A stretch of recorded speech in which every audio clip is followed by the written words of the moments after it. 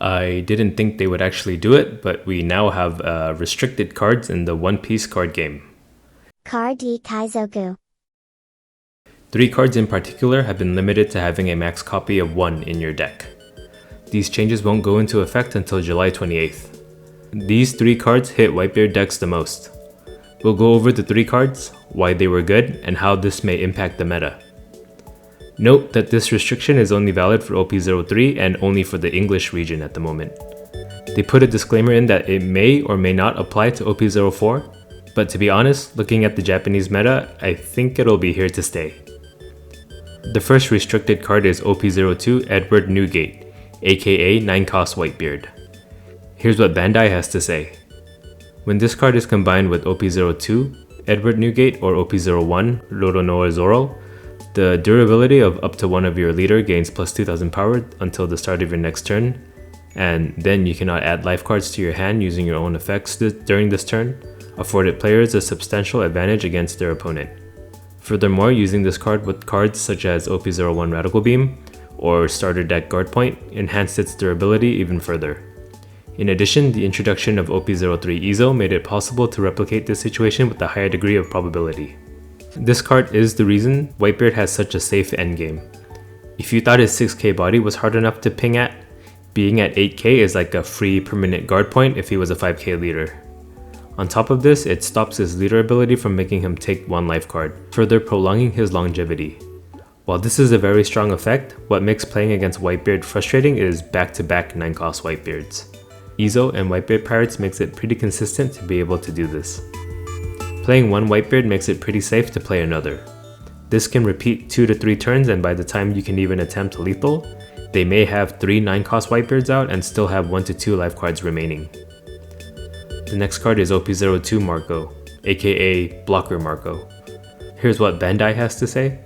When this card was combined with OP02 Edward Newgate or OP01 Roronoa Zoro, its on-KO effect served a key function in boosting the deck's durability, and combining it with cards such as OP01 Radical Beam and Starter Deck Guard Point resulted in high durability. In addition, the introduction of OP03 Izo made it possible to replicate this situation with a high degree of probability. Every red deck ran this card, so this is a big hit to red in general. Stacking Blocker Marcos in the late game wins you games. It discourages your opponents from swinging too high, as the Dawn investment on any attacker will be wasted if it's just blocked by Marco. On top of that, you can revive Marco by chucking any Whitebeard Pirates card, which essentially turns any Whitebeard Pirates cards in your hand into a counter that counters for the exact amount of power that you need. This change will shift red players into having to make more feast or famine decisions now that their late game defensive options are more scarce. The last restricted card is OP01 Radical Beam, aka Radical Beam. When combined with OP02 Edward Newgate or OP01 Roronoa Zoro, and built into a deck with Starter Deck Guard Point, this card greatly improved the deck's overall durability, despite having a cost of 1. In addition, achieving the condition if you have 2 or less life cards became easier when used with the above cards. This is the biggest hit to red. Radical Beam is the definitive best event counter in the game. Being able to counter for 4k for 1 Dawn makes its defensive capabilities unmatchable. With Buggy, it's very easy to stack your hand with a couple of these and hold on to them until late game. Again, this will lead red players to having to make more feast or famine decisions on how ham they can afford to go to close out games. If you overcommit Dawn and don't manage to win, you don't have that consistent safety net of leaving just 1 Dawn up for a 4k counter anymore, since you have to hope to find your 1 copy of it in your deck. Now, what does this mean for the meta? Well, Whitebeard is definitely hit the hardest by these changes. He will for sure be less pervasive in the meta. He loses out on his 3 main ways of remaining healthy, despite the downside of his leader ability, causing him to lose 1 life every turn. If Whitebeard players still want to play him the same way as he is now, they'll have to start running cards like Fasa and Little Oars Jr. My prediction though is that Whitebeard just becomes an aggro deck now that runs more rush cards like Ace and Luffy and just tries to end games as quick as they can with their 6k stat line. Yellow is one of the biggest winners from this.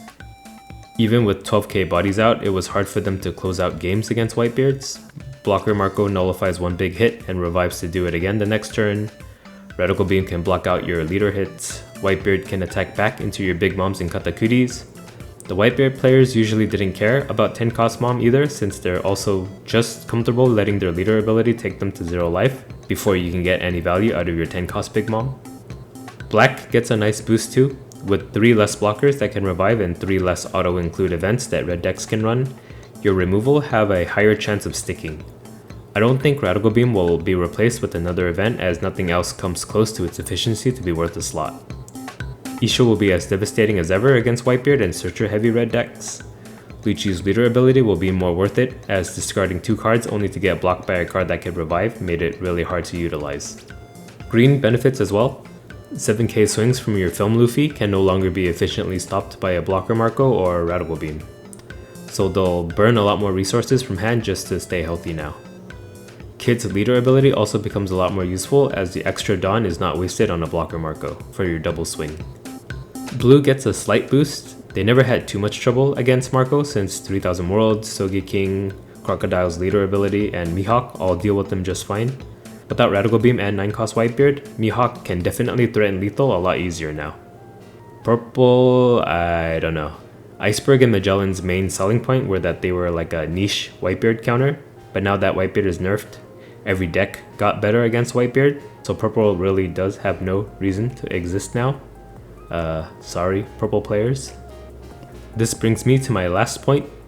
Red, and in particular Zoro, actually also benefit from this. Yes, the color that lost cards also got a boost from this. While Zoro utilizes the restricted cards as well, they weren't core to how his deck functions. They were more just too good not to include. Unlike Whitebeard, Zoro does have alternatives. Hell, even my Zoro list is not as heavily hit.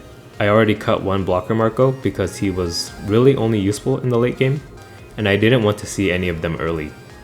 9 cost Whitebeard still works as a one-of, as it's not mandatory that we play it on curve every game.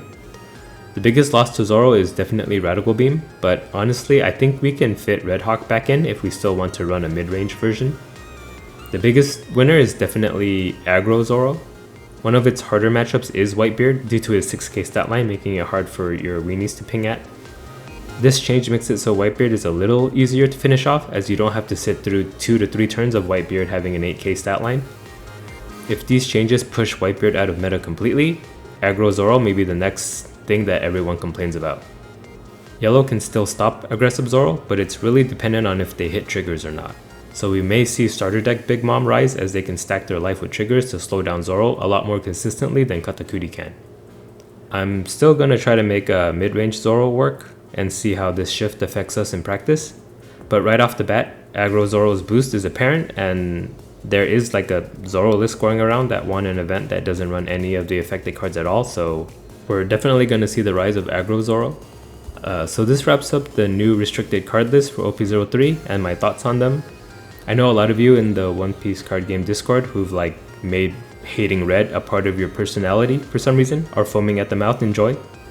If you're a player in the Japanese card region that had to suffer through all of OP03 without this restriction, how does that make you feel? Personally, I'm excited for the new meta that arises from this, as it'll be uniquely ours, but let me know your thoughts as well. Okay, bye. Card Kaizoku.